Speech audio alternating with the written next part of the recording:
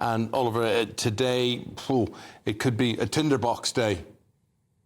Yeah, good morning, Eamon. Good morning, Isabel. Yes, it could be. 6,000 police officers on standby waiting to see if any of these protests go ahead. Obviously, we're looking at a bright, sunshiny day. That's obviously going to encourage people to come out more than it does obviously it's raining. So police officers have been battling this issue for the past week, facing a number of different challenges. I don't think it's been helped by the government and the very divisive use of language that we've seen right across the country.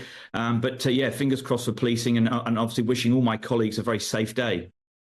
Speaking of your colleagues, I just wanted to read one of the messages that we had in this morning from one of our viewers, and they said, this is Neo, if I was a police officer, I would be so ashamed of my job. I'm surprised some haven't kicked back or resigned over this two-tier policing. Do you share that view?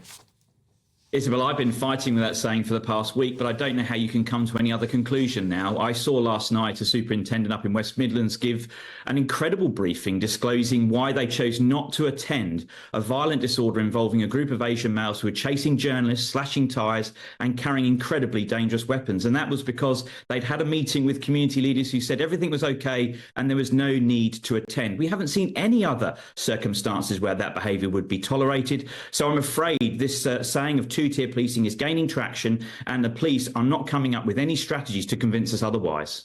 Talking about strategies and need to attend, Lawrence, Gina has been in touch with us today and she said, I agree that children should not go on marches like this and that the parents should be held accountable.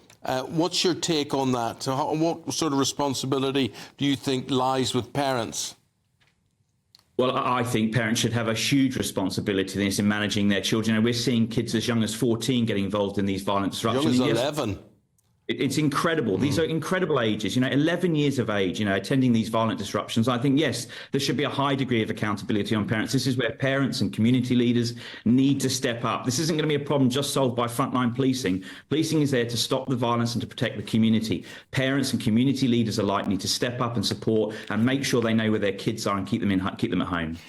There is a chance today might not be as violent as perhaps some of the weekend that we saw, is there not, given that we've now seen our first conviction, we've had 400 arrests, and we're told by the Director of Public Prosecutions, Mr Parkinson, that at least one of those who've been arrested is facing terror charges, and obviously that carries with it a very significant sentencing. I think, Isabel, this is a great move by the government in terms of speeding up this process and really demonstrating to those who make the erroneous decision to turn up to these events and to cause violent disruption that they will be dealt with very, very quickly. I'm surprised that we've been able to see as many spaces open up within our prison systems. We know that they are absolutely chock-a-block, so encouraged to see that, but also interested to know how we've been able to make those spaces. Our courts are absolutely rammed, so I'm equally surprised that we've been able to process people as quickly as we've been able to, but all encouraging signs and hopefully will be the deterrent that we all need to see stability back in our communities. Except we're looking at Northern Irish Police Land Rovers right now, and you've got paramilitary involvement, loyalist paramilitary involvement there in Belfast as well. So that really steps things up a gear, does it not?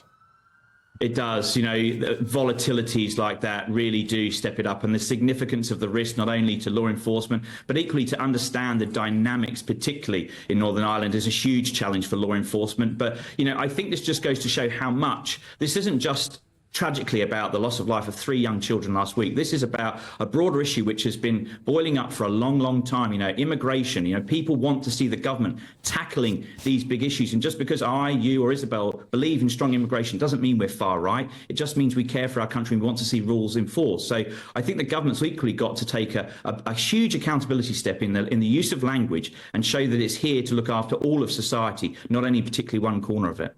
Oliver Laurence, we'll leave it there. Thank you very much indeed.